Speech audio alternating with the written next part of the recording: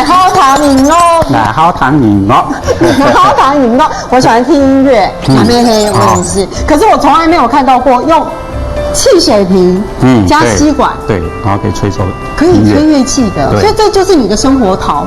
融入生活的陶笛，换成喝茶的茶杯，也能吹出歌曲。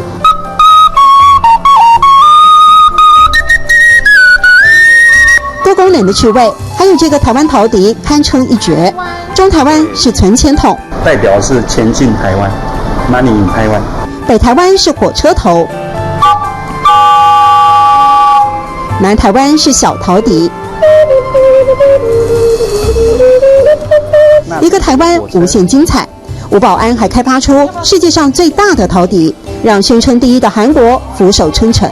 他们很震惊啊，他们怎么可能？因为一般的陶笛，把陶笛加上按键，我们也是全世界第一家。也因此接到美国订单，原本做外销餐具的陶瓷工厂转型做陶笛。吴保安自己摸索陶笛的发音原理，最大的挑战是调音。这个地方如果发音